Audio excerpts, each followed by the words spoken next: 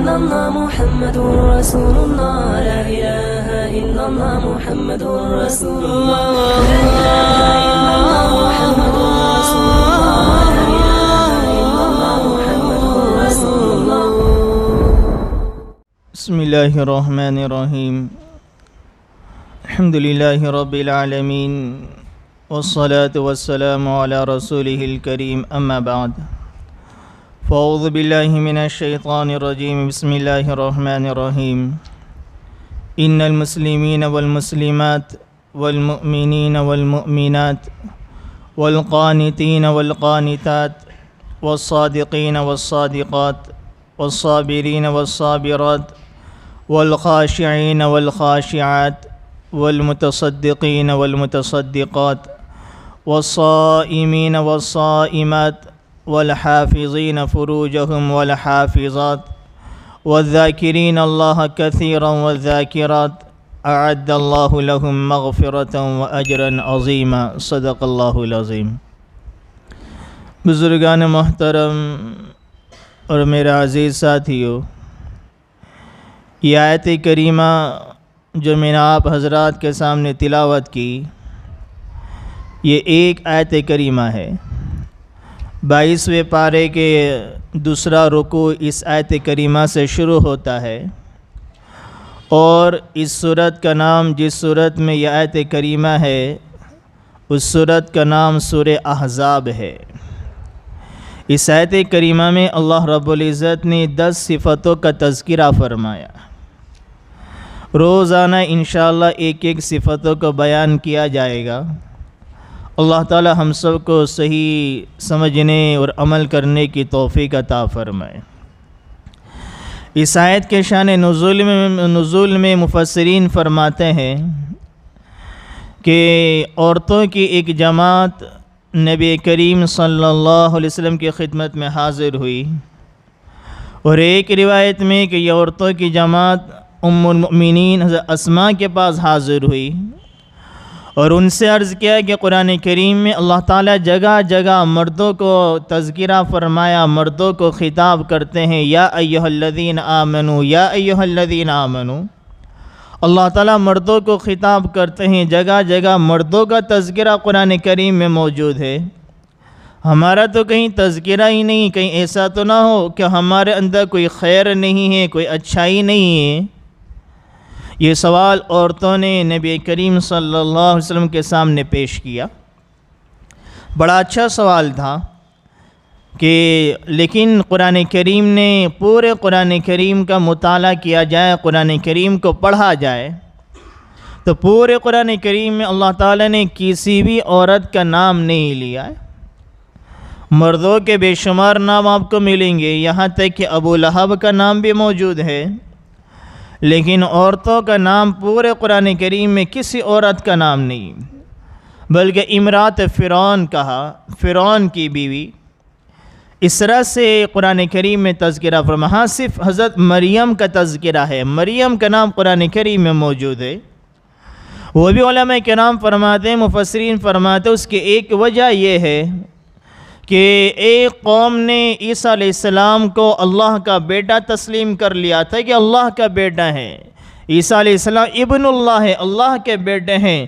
تو اس کی رد میں اللہ تعالیٰ نے فرمایا کہ عیسیٰ اللہ کے بیٹے نہیں ہے، تو مریم کے بیٹے ہیں.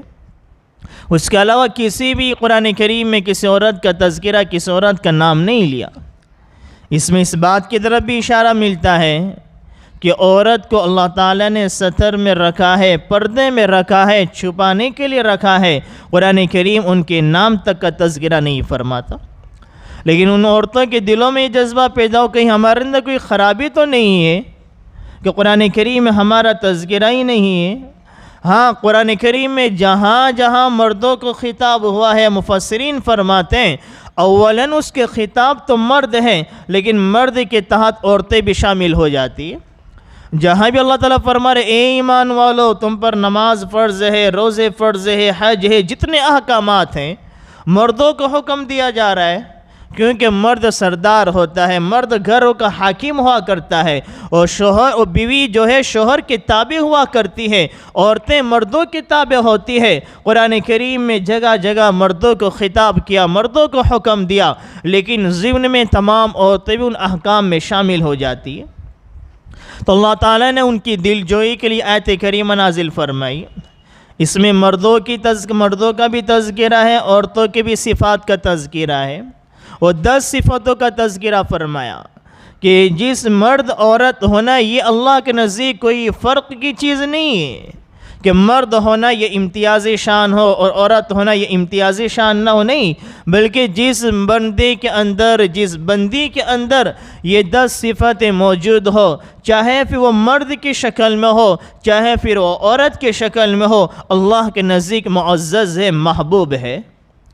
یہ 10 صفتوں کا تذکرہ کرنے کے بعد اللہ تعالیٰ فرما رہے اعد اللہ لہم مغفرہ واجرا عظیما۔ اگر یہ 10 صفتیں زندگی میں آ جائے گی، اللہ فرما رہے ہم ان کی مغفرت کا وعدہ فرماتے ہیں، ان کے لیے مغفرت کا اعلان ہے، واجرا عظیما، اور بڑا اجر انہیں عطا فرمائیں گے، بہت بڑا انعام اللہ تعالیٰ عطا فرمائیں گے، بڑا اجر عطا فرمائیں گے۔ اور اللہ تعالیٰ جب کسی کو اجر دینا چاہے وہ بھی اجر عظیم ہو، اس کا کیا مقام ہوگا، کیا شان ہوگا، ہم اپنی ناقص عقل سے نہیں سمجھ سکتے۔ تو ان 10 صفتوں میں سے پہلی صفت کیا ہے؟ ان المسلمین والمسلمات والمؤمنین والمؤمنات، مسلمان مرد اور مسلمان عورتیں، ایمان والے مرد اور ایمان والی عورتیں۔ پہلی 2 صفتوں کا تذکرہ فرمائے، مسلمان مرد مسلمان عورتیں، ایمان والے مرد ایمان والی عورتیں۔ یہاں دونوں کو الگ الگ بیان فرمائے، اسلام کو الگ کیا، ایمان کو الگ کیا۔ ہم 2 لفظ بارہا سنتے ہیں، کہ لفظ اسلام کا، ایک لفظ ایمان کا، ان دونوں میں تھوڑا سا فرق ہے۔ اسلام کسے کہتے ہیں، ایمان کسے کہتے ہیں؟ اسلام کا تعلق انسان کی زبان کے ساتھ ہے، اس کے بدن کے ظاہری اعمال کے ساتھ ہے، اس کے جسم کے ظاہری اعضاء کے ساتھ ہے، اور ایمان کا تعلق انسان کے دل کے ساتھ ہے۔ اسی کو علامہ انور شاہ کشمیری رحمۃ اللہ علیہ فرماتے ہیں کہ ایمان دل سے شروع ہوتا ہے اور ظاہری اعضاء پر ختم ہوتا ہے، اور اسلام زبان سے اور جسم کے ظاہری اعضاء سے شروع ہوتا ہے اور دل پر جا کے ختم ہوتا ہے۔ ابتدا اور انتہا کا فرق ہے۔ اسلام، اللہ تعالیٰ قرآن کریم میں اسلام کا تذکرہ جگہ جگہ فرمائے کہ اسلام ایک ایسا مذہب ہے، ان الدین عند اللہ الاسلام، اللہ کے نزدیک پسندیدہ دین صرف اور صرف دین اسلام ہے۔ وَمَن يَبْتَغِ غَيْرَ الْإِسْلَامِ دِينًا فَلَن يُقْبَلَ مِنْهُ، جو شخص بھی دین اسلام کے علاوہ، مذہب اسلام کے علاوہ کسی اور مذہب کو اختیار کرے گا، اللہ کے نزدیک وہ قابل قبول نہیں ہے۔ یہ ایک ایسا نام ہے، اسلام ایک ایسا نام ہے جو نہ کسی انسان کا نام ہے، نہ کسی قوم کا نام ہے، نہ کسی کی طرف نسبت کی جا رہی ہے۔ ہم سے پہلے جتنے مذاہب گزرے ہیں ان سب کے مذہبوں کا نام کسی انسان کے نام کی طرف منسوب ہوتا ہے یا کسی قوم کی طرف منسوب ہوتا ہے۔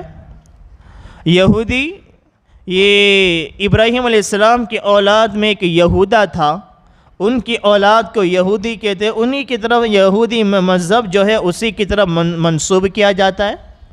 عیسائی مذہب عیسیٰ علیہ السلام کی طرف منسوب ہے کہ عیسیٰ علیہ السلام کے ماننے والوں کو عیسائی کہتے ہیں۔ بدھ مذہب تو اسی طریقے سے یہ بھی ایک شخص بدھ مت ایک شخص ایک نام گزرا ہے، اسی نام کی طرف اس کے مذہب کو منسوب کیا گیا۔ لیکن اسلام ایک ایسا لفظ ہے، نہ کسی انسان کا نام نہ کسی قوم کا نام، اللہ نے اپنی طرف سے انتخاب کر کے ہمیں عطا فرمایا۔ اسلام کسے کہتے ہیں؟ اسلام کے معنی آتے ہیں تابعداری کے، اطاعت کے، فرما برداری کے، اس کا نام اسلام ہے۔ اللہ تعالیٰ نے ابراہیم علیہ السلام کو فرمایا اذ قال له ربه اسلم، وہ وقت بھی قابل ذکر ہے جبکہ ابراہیم علیہ السلام کے رب نے ابراہیم علیہ السلام کو کہا اسلم، ابراہیم تم مسلمان بن جاؤ، مطیع بن جاؤ، فرما بردار بن جاؤ، میرے حکم کے مطابق زندگی گزارنے والے بن جاؤ۔ قال اسلمت لرب العالمین، ابراہیم علیہ السلام نے کہا کہ یا اللہ میں کل کائنات کے رب کا مطیع و فرما بردار بن گیا۔ اپنے بیٹوں سے کہا یا بنی ان اللہ اصطفیٰ لکم الدین فلا تموتن الا وانتم مسلمون۔ ابراہیم علیہ السلام اپنے بیٹوں کو وصیت کر رہے ہیں، نصیحت کر رہے ہیں، اے میرے بیٹے تمہاری موت اس حال میں آئے کہ تم مطیع و فرما بردار ہو، اللہ کے حکم کو ماننے والے ہو، اللہ کے حکم کی اطاعت کرنے والے ہو۔ سورہ یوسف علیہ السلام فرما رہے ہیں توفنی مسلمہ والحقنی بالصالحین، یا اللہ میری موت واقع ہو، میری وفات تو اس حالت میں ہو کہ میں مسلمان ہوں، تیرے احکام کو تسلیم کرنے والا ہوں، تیرے حکم کے مطابق زندگی گزارنے والا ہوں، اور مجھے نیک لوگوں میں شامل فرما دینا۔ تو اسلام کے معنی آتے ہیں تابعداری کے، اپنی ذات کو، اپنی خواہشات کو، اپنے ظاہر کو، اپنے باطن کو، اپنے اعتقاد کو، اپنی عبادت کو، اپنی معیشت کو، اپنے معاشرے کو اللہ کے حکم کے مطابق ڈھال دینا، اس کا نام اسلام ہے۔ ہم صرف رمضان کے مسلمان نہیں ہیں کہ رمضان کا مہینہ آیا تو 5 وقت کی نماز پڑھیں گے، سر پر ٹوپی ہے، جھوٹ چھوڑ دیا، گناہ چھوڑ دیے، گھر کی ٹیویاں بند ہو گئی کہ رمضان کا مہینہ آ گیا اب گناہ نہیں کرنا ہے۔ یہ صرف ہم رمضان کے مسلمان نہیں ہیں، صرف رمضان میں لوگ ہمیں مسلمان نہیں کہتے ہیں، پوری زندگی مسلمان کا لقب ہمارے ساتھ لگا ہوا ہے۔ مسلمان کا مطلب یہ ہوتا ہے اللہ اس کے رسول کے احکام کے مطابق زندگی گزارنے والا۔ اب ہم اپنی زندگی کا جائزہ لیں کہ ہم تو مسلمان ہیں، ہم نے اللہ اسلام کو اپنایا ہے، کلمہ پڑھا ہے، تو ہماری زندگیاں قرآن احادیث کے موافق کتنی ہیں؟ تو 2 لفظ ایک اسلام ایک ایمان، دونوں میں تھوڑا سا فرق ہے۔ قرآن کریم سے بھی فرق پتہ چلتا ہے اور احادیث سے بھی پتہ چلتا ہے۔ پہلے قرآن کریم سے اس کا فرق ہم سمجھ لیتے ہیں۔ قرآن کریم اللہ تعالیٰ فرماتے قالت الاعراب آمنا قل لم تؤمنوا ولكن قولوا اسلمنا۔ ایک مرتبہ جنگ ہوئی تو جنگ کے بعد جو مال آتا ہے اس کو مال غنیمت کہتے ہیں، کہ جنگ ختم ہونے کے بعد جب جنگ فتح ہو جاتی ہے تو جو کچھ بھی کافروں کی طرف سے مال پکڑا جاتا ہے اس کو مال غنیمت کہا جاتا ہے۔ جب مال غنیمت ہمارے نبی کے پاس آیا تو کچھ دیہاتی لوگ، گاؤں والے، انہوں نے دیکھا کہ بہت زیادہ مال آیا ہوا ہے۔ وہ دیہاتی ہمارے نبی کے مجلس میں حاضر ہوئے، قالت الاعراب آمنا، وہ دیہاتی کہنے لگے آمنا یا رسول اللہ ہم مومن ہیں، ہم ایمان والے ہیں۔ اللہ نے فرمایا قالت الاعراب آمنا، اے نبی آپ ان کو کہہ دو ولیکن قولوا اسلمنا، تم ایمان والے نہیں ہو لیکن تم اسلام والے ہو۔ قرآن کریم کہہ رہا ہے، وہ عربی آ کے کہہ رہے ہیں، دیہاتی آ کے کہہ رہے ہیں آمنا ہم مومن، ہم ایمان لے کر آ گئے۔ اللہ تعالیٰ قرآن کریم میں فرمایا اے نبی آپ ان کو کہہ دیجئے کہ تم ایمان والے نہیں ہو لیکن تم اسلام والے ہو۔ اس کا مطلب یہ کہ ایمان کا تعلق میں نے بتایا دل سے ہے اور اسلام کا تعلق ظاہری اعضاء سے ہے۔ ان کے دل میں سچا پکا اللہ کی تصدیق نہیں تھی، انہوں نے ظاہری زبان سے کلمہ پڑھ لیا تو وہ ظاہری اعتبار سے مسلمان تو ہے لیکن دلی اعتبار سے انہوں نے اسلام کو قبول نہیں کیا تھا، اس لیے وہ مسلمان تو کہلائے لیکن ایمان والے نہیں کہلائے۔ اور نجات کے لیے دونوں چیزیں ضروری ہے، جہنم کے عذاب سے بچنے کے لیے دونوں چیزیں شرط، اسلام بھی ہو ایمان بھی ہو۔ بہت ممکن ہے ایک بندے کے پاس اسلام ہے لیکن ایمان نہیں ہے، یا ایمان ہے اور اسلام کی نعمت نہیں ہے، جیسے یہاں قرآن کریم کی آیت کریمہ سے پتہ چلتا ہے ان دیہاتیوں کو اللہ نے مسلمان کہا لیکن ایمان والا نہیں کہا۔ اسی طریقے سے بخاری مسلم شریف کی ایک روایت ہے، بڑی مشہور روایت ہے، اس روایت کو حدیث جبرائیل کہتے ہیں کہ ایک مرتبہ نبی کریم صلی اللہ علیہ وسلم اور آپ علیہ السلام کے سامنے صحابہ کرام بیٹھے ہوئے تھے، ایک اجنبی شخص ہمارے نبی کی مجلس میں حاضر ہوئے۔ حضرت عمر بن خطاب رضی اللہ تعالیٰ عنہ اس راوی کی اس روایت کی وہ نقل کرنے والے، وہ فرماتے ہیں اس روایت کو بینما جلوس عند رسول اللہ صلی اللہ علیہ وسلم، ہم نبی کریم صلی اللہ علیہ وسلم کے اطراف میں بیٹھے ہوئے تھے، اذ طلع علینا رجل شدید بیاض الثیاب وشدید سواد الشعر، اچانک ایک شخص آیا، بالکل نہایت سفید لباس ہے، بالکل نہایت سیاہ اور کالے بال ہیں، لا یری علیہ اثر السفر، اس کے چہرے کو دیکھ کر، اس کے بال کو دیکھ کر، اس کے لباس کو دیکھ کر ایسا نہیں لگ رہا یہ کوئی مسافر ہے۔ جب مسافر نہیں ہے تو یہیں کا رہنے والا ہوگا. لیکن بڑا عجیب و غریب انسان ہے، نہ مقیم معلوم ہوتا ہے نہ مسافر معلوم ہوتا ہے. اس وقت ہمارے نبی کے دور میں پتھریلا علاقہ ہے، اور ایک جگہ سے دوسری جگہ سفر کر کے جب آدمی جاتا وہ اونٹ کے ذریعے سفر کرتا یا گھوڑے کے ذریعے سفر کرتا.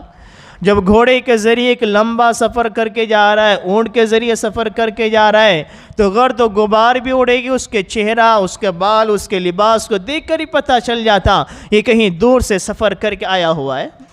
ہمارے یہاں کی طرح نہیں کہ آدمی سفید کپڑے میں بیٹھ جائے فلائٹ میں، چند ہی گھنٹے میں سعودی اتر جائے، اس کے کپڑے پر ایک داغ بھی نہ لگے. اس وقت گھوڑے پر سفر ہو رہا ہے، اونٹ پر سفر ہو رہے ہیں، گرد و غبار اڑ رہی ہے، کپڑے میلے ہو رہے ہیں، گندے ہو رہے ہیں. تو حضرت عمر فرماتے بالکل سفید لباس، بالکل سیاہ بال ہے، اس کے چہرے مہرے کو دیکھ کر ایسا نہیں لگ رہا کوئی مسافر ہے. جب مسافر نہیں تو یہیں کا رہنے والا ہونا چاہیے. لیکن ہم میں سے کوئی شخص کو پہچانتا بھی نہیں ہے. حتی جلس الی النبی صلی اللہ علیہ وسلم فاسند رکبتیہ الی رکبتیہ، وہ آیا اور ہمارے نبی کے قریب آ کر بیٹھ گیا. اتنا قریب بیٹھ گیا اپنے گھٹنے کو ہمارے نبی کے گھٹنوں سے ملا دیا، اور اپنے دونوں ہاتھ کو اپنے ران پر رکھ دیا، اور ایک ترجمہ اپنے دونوں ہاتھ کو ہمارے نبی کے گھٹن پر رکھ دیا. وہ چند سوال پوچھے، اس میں سے اسلام، مل اسلام یا رسول اللہ. پہلا سوال اسلام کے بارے میں، مل اسلام یا رسول اللہ، اسلام کسے کہتے ہیں؟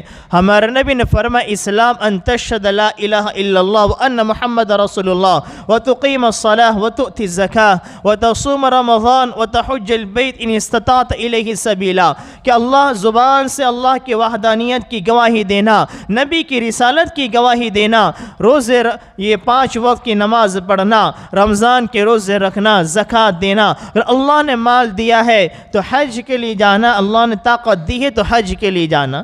یہ 5 چیزیں ہمارے نبی نے فرمائی. پھر دوسرا سوال پوچھا ایمان کے بارے میں. تو اس حدیث سے بھی پتہ چل رہا ہے کہ اسلام الگ ہے، ایمان الگ ہے. اس سے پھر پوچھا مل ایمان، ایمان کسے کہتے ہیں؟ ہمارے نبی نے فرمایا ان تؤمن باللہ وملائکتہ وکتبہ ورسلہ والیوم الآخر، اللہ کو سچا جاننا، اس کے رسول کو سچا ماننا، اس کی کتابوں پر ایمان لانا، اس کے فرشتوں پر ایمان لانا، جنت اور جہنم پر ایمان لانا، مرنے کے بعد دوبارہ زندہ ہوں گے اس پر ایمان لانا. ان تمام کا تعلق انسان کے دل کے ساتھ ہے. تو اسلام یہ ظاہری اعضاء کے ساتھ اس کا تعلق ہے. اسلام کے معنی اطاعت کے آتے ہیں، فرما برداری کے آتے ہیں، اللہ کے حکم کو ماننے کے آتے ہیں. کتابوں میں صحابہ کرام کے واقعات لکھے ہوئے ہیں، ان کی زندگیوں میں کیسے اطاعت تھی، کیسے اطاعت کا جذبہ تھا، کیسے ماننے کا جذبہ تھا، اور ہماری زندگیوں میں ماننے کا جذبہ کیسا ہے. کہ نبی کریم صلی اللہ علیہ وسلم کے پاس ایک مرتبہ چھوٹے چھوٹے غلام آئے. حضرت علی نے اپنی زوج محترمہ حضرت فاطمہ سے کہا کہ تم اکیلی گھر میں رہتی ہو، کام کاج کر کے تھک جاتی ہو، چھوٹے بچے نابالغ آئے ہوئے ہیں، لہٰذا تم بھی ایک غلام مانگ لو تاکہ تمہارے کام کاج میں آسانی و سہولت رہے گی. حضرت فاطمہ رضی اللہ تعالیٰ عنہا اپنے والد کے پاس گئی، دستک دی، لیکن ہمارے نبی گھر پر موجود نہیں تھے، واپس چلی آئی. ہمارے نبی جب گھر پر تشریف لائے آپ کو بتائے کہ فاطمہ آئی تھی. ہمارے نبی حضرت فاطمہ کی مکان پر تشریف لائے. روایت میں آتا ہے کہ حضرت علی کرم اللہ وجہ حضرت فاطمہ دونوں آرام فرما رہے تھے، سو رہے تھے، اور ہمارے نبی دونوں کے درمیان بیٹھ گئے. دونوں کے درمیان جگہ تھی، دونوں کے درمیان بیٹھ گئے. حضرت فاطمہ سے گھر پہ آنے کی وجہ پوچھی کہ کس وجہ سے آئی تھی. حضرت علی نے فرمایا اس لیے آئی تھی کہ کام کاج میں تھک جاتے ہیں، غلام آئے، ایک غلام مل جاتا تو کام کاج میں آسانی سہولت ہوتی. ہمارے نبی نے فرمایا اس سے بہتر چیز میں تمہیں نہ بتاؤں کہ روزانہ جب رات میں بستر پر جائے تو 33 مرتبہ سبحان اللہ، 33 مرتبہ الحمدللہ، 34 مرتبہ اللہ اکبر پڑھ لو، اپنے بدن پر دم کرو، اللہ پورے دن کی تھکان کو دور کر دے گا. اس کو تسبیح فاطمی کہتے ہیں. 2 طرح کی تسبیح ہے. ایک تسبیح وہ ہے جس کو ہر نماز کے بعد پڑھتے ہیں، اسی تسبیح کو پڑھتے ہیں کہ ہر نماز کے بعد بھی 33 مرتبہ سبحان اللہ، 33 مرتبہ الحمدللہ، 34 مرتبہ اللہ اکبر ہر نماز کے بعد بھی پڑھی جاتی ہیں، لیکن اس کا نام الگ ہے. ہر نماز کے بعد جو تسبیح پڑھی جاتی ہے اس کو تسبیح فقراء کہتے ہیں. اور جو رات میں تسبیح پڑھی جاتی ہے اس کو تسبیح فاطمی کہتے ہیں. دونوں کے نام الگ الگ ہے, دونوں کا پس منظر بھی الگ الگ ہے. حضرت علی فرماتے ہیں کہ ہمارے نبی نے یہ بات بیان فرمائی, جس دن میرے نبی کے زبان سے یہ کلمہ نکلا کہ رات میں جائے تو اس تسبیح کو, ان کلمات کو پڑھ لیا کرو, میں نے موت تک کبھی بھی ان تسبیحات کو نہیں چھوڑا. اگرچہ میں حضر میں ہوں یا سفر میں ہوں, میں تندرست ہوں یا بیمار ہوں, کسی بھی حالت میں ہوں, میں نے موت تک کبھی بھی ہمارے نبی کے زبان سے نکلے ہوئے ایک جملہ میں نے موت تک اس پر عمل کیا. اس کو کہتے ہیں اطاعت. اس کا نام ہے فرما برداری اور اطاعت اسے کہا جاتا ہے. آج ہم نے اسلام کو, ایمان کو اپنی خواہشات کے تابع کر کر رکھ دیا ہے. جو ہمارے نفس کے موافق ہوتا ہے اس پر عمل کر لیتے ہیں, جو ہمیں اچھا لگا اس کو عمل کر لیا. ذرا سے بھی ہمارے نفس پر شاک گزرتا ہے, تھوڑی سی طبیعت آگے پیچھے ہو گئی, بڑی آسانی سے تراویح کو بھی فوت کر دیتے ہیں. طبیعت لگی 6 رکعت 8 رکعت پڑھ لی, طبیعت پر بوجھ آیا, 8 رکعت چھوڑ کے, نماز چھوڑ کے, تراویح چھوڑ کر چلے گئے. ہم نے نمازوں کو, عبادت کو, اسلام کو, دین کو, شریعت کو اپنے نفس کے تابع بنا کر رکھ دیا ہے. نفس کہتا ہے عمل کر لیا, نفس نے کہہ دیا اپنے عمل کو ترک کر کے آگے بڑھ جاتے ہیں. اس کا نام اسلام نہیں ہے. اسلام کے معنی ہے اپنی زندگی کو مکمل طور پر اللہ اس کے رسول کے حکم کے تابع کر دینا. حضرت تھانوی رحمۃ اللہ علیہ نے ایک لطیفہ بیان کیا ہے. ہمارا حال بھی بالکل اسی طرح سا ہے کہ ایک بادشاہ نے ایک نوکر رکھا. اس کو پہلے دن بلایا کہ بھئی کیا کام کرنا ہے, کچھ کام لکھوا دیے, تجھے پورا دن میں میرا یہ کام کرنا ہے, یہ کام کرنا ہے, یہ کرنا ہے, یہ کرنا ہے. اس کو لسٹ دے دی. پھر جب سفر پر گئے تو اس کو نوکر کو بھی اپنے ساتھ لے لیا. جب منزل پر اترے تو بادشاہ کی جو قیمتی شال تھی وہ راستے میں گر گئی تھی. وہ کہا کہ وہ کہاں ہے؟ تو نوکر نے کہا وہ تو راستے میں گر گئی. بادشاہ نے کہا بڑا عجیب ہے, تو نے دیکھا گر گئی پھر بھی تو نے اٹھائی نہیں. اس نوکر نے لسٹ نکالی کہ بادشاہ سلامت, آپ نے جو میرے کام میرے ذمے سپرد کیا ہے اس میں یہ کام نہیں ہے کہ اگر سواری سے کوئی چیز گر جائے تو اس کو بھی اٹھا لیا کرو. بادشاہ نے کہا ٹھیک ہے, اس کو بھی نوٹ کر لو کہ جو بھی ذرا سواری سے چیزیں گرتی جائے اس کو اٹھا لیا کرنا. پھر ایک جگہ ٹھہرے, پھر وہاں سے نکلے, پھر سفر شروع ہوا, کسی دوسری منزل پر پہنچا. ایک بڑا سا ٹوکرا اس نے بادشاہ کے سامنے پیش کرا جو گھوڑے کی لید کا تھا. بادشاہ نے کہا یہ کیا ہے؟ کہ آپ نے کہا تھا جو بھی گرتا رہے اس کو اٹھا لینا, تو یہ آپ کے سواری کی لید ہے, اس کو میں جمع کرتا رہا. ہمارا بھی عقل بالکل اسی طرح ہو گئی ہے. جو کام ہے کہ ہمارے نفس میں آیا اس کو کر لیا, جو نفس میں نہیں آیا اسے چھوڑ دیا. ہماری طبیعت میں ہے یا نہیں, ہماری خواہشات کی فہرست میں یہ عمل ہے یا نہیں ہے. اگر ہماری خواہشات کی فہرست میں یہ عمل ہے ہم اس کو کر لیتے ہیں, اگر خواہشات کی فہرست میں نہیں ہے ہم بڑی آسانی سے اس کو چھوڑ کر آگے چلے جاتے ہیں. قرآن کریم اللہ تعالیٰ فرماتا ہے یا ایھا الذین آمنوا ادخلوا فی السلم کافہ, یا ایھا الذین آمنوا ادخلوا فی السلم کافہ, اے ایمان والو اسلام میں پورے کے پورے داخل ہو جاؤ.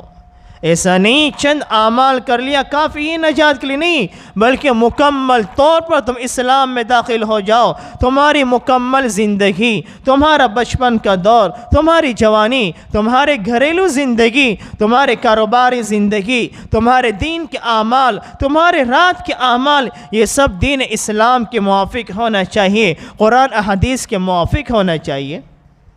دین اسلام کیسا مذہب ہے؟ پوری دنیا کے مذاہب کا اگر مطالعہ کر لیا جائے تو ایسا مذہب آپ کو کہیں اور نظر نہیں آئے گا کہ دین اسلام نے ہر چیز کی حفاظت رکھی ہے. جان کی حفاظت کی, انسان کے مال کی حفاظت فرمائی, اس کے عزت آبرو کی حفاظت فرمائی. اللہ تعالیٰ نے قرآن کریم نے دین اسلام نے منع فرمایا وَلَا تَقْتُلُوا النَّفْسَ الَّتِي حَرَّمَ اللَّهُ إِلَّا بِالْحَقِّ. کسی انسان کو یہ حق حاصل نہیں ہے وہ کسی دوسرے انسان کو ناحق قتل کر دے. اللہ نے حرام قرار دے دیا ہے ایک مسلمان پر دوسرے مسلمان کی عزت آبرو کی حفاظت, اس کی جان کی حفاظت, یہ ایک اہم فریضہ ہے. یہ دین اسلام کا مزاج ہے. دین اسلام نے ہر ایک کی جان کی حفاظت فرمائی. جہاں مال کی باری آئی تو وَلَا تَقْتُلُوا وَلَا تَأْكُلُوا أَمْوَالَكُمْ بَيْنَكُمْ بِالْبَاطِلِ کہ تم آپس میں ناحق طریقے سے ایک دوسرے کے مالوں کو نہ کھاؤ۔ ہمیں یہ حق حاصل نہیں ہے کہ کسی دوسرے کے مسلمان کے کسی دوسرے انسان کے مال کو چھین لے، غلط طریقے سے اس کے مال کو حاصل کر لیں۔ جان کو بھی شریعت نے محفوظ رکھا اور انسان کے مال کو بھی محفوظ رکھا۔ جہاں عزت آبرو کی بات آئی وہاں بھی شریعت نے یہ بات فرما دی، ایک مسلمان کے عزت آبرو کی حفاظت کرنا، یہ شریعت نے حکم دیا، ایک مسلمان کے عزت آبرو کی حفاظت کرنا یہ ایک اہم فریضہ ہے۔ اور صرف یہ بات تک محدود نہیں ہے بلکہ ہمارے نبی نے عمل کر کے بھی ہمیں دکھلا دیا کہ ایک مرتبہ جنگ خیبر کے موقع پر جنگ کا معاملہ چل رہا تھا۔ ہمارے نبی نے یہودیوں کے خیبر کو چاروں طرف سے گھیرا ہوا تھا اور کھانے پینے کا فقر و فاقے کا عالم تھا۔ وہاں سے یہودیوں میں سے ایک چرواہا ان کی جانوروں کو لے کر باہر چروانے کے لیے نکلا۔ اس نے صحابہ کرام کے خیموں کو دیکھا، مسلمانوں کو دیکھا تو فرمایا تمہارے میں درمیان سردار کون ہے؟ کہ ہم میں سردار کوئی نہیں، ہمارے نبی ہیں۔ کہ کہاں ہے؟ کہ وہاں پر وہ خیمے میں ہمارے نبی ہیں، جاؤ آپ جا کے مل لو۔ وہ تو غلام تھا، نوکر تھا، وہ کہنے لگا میں تو غلام ہوں، کیا تمہارے آقا سے میری ملاقات ہو سکتی ہے؟ کہ ہمارے نبی سے ہر کوئی مل سکتا ہے۔ وہ غلام ہمارے نبی کے پاس آتا ہے، ہمارے نبی نے اس کے سامنے اسلام کو، دین کو پیش فرمایا۔ اس نے کہا اگر میں نے اسلام کو قبول کر لیا، دین کو قبول کر لیا تو میرا کیا مقام ہوگا؟ ہمارے نبی نے فرمایا ہم تمہیں اپنے سینے سے لگائیں گے، تمہیں اپنا بھائی بنا لیں گے۔ وہ کہنے لگا میرے بدن سے بدبو آتی ہے، میرے کپڑے سے بدبو آتی ہے، مجھے آپ جیسے اتنا بڑا آدمی گلے کیسے لگائے گا؟ مجھے آپ بھائی بنا لو گے؟ کیا مسلمان آپس میں بھائی ہوتے ہیں، ہمارے درمیان کوئی تفریق نہیں ہوتا، اگر تم اسلام لے کر آ گئے، دین کو اپنا لیا تو ہم تمہیں اپنے بھائی بنا لیں گے۔ اور کہا کہ جب اسلام لے کر آ گئے اب میرا کام کیا ہے؟ کہا کہ یہ جنگ میں اگر تم شہید ہو گئے، جنگ چل رہی ہے، جنگ میں شہید ہو گئے، اللہ تعالیٰ تمہارے بدن کی بدبو کو خوشبو میں بدل دیں گے، تمہارے چہرے کی سیاہی کو روشنی میں، چمک میں بدل دیں گے۔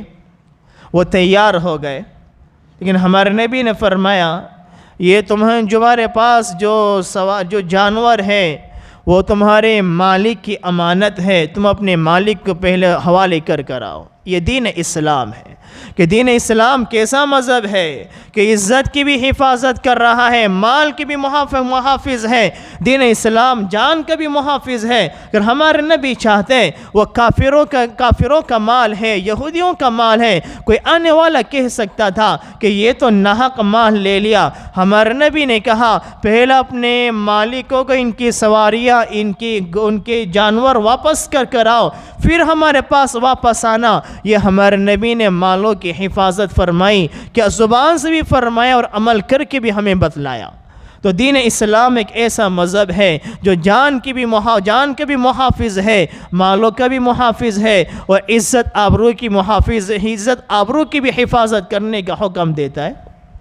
آخری بات کی کہ اپنی بات کو ختم کروں کہ یہاں پر دو صفتوں کا تذکرہ فرمایا، اسلام اور ایمان۔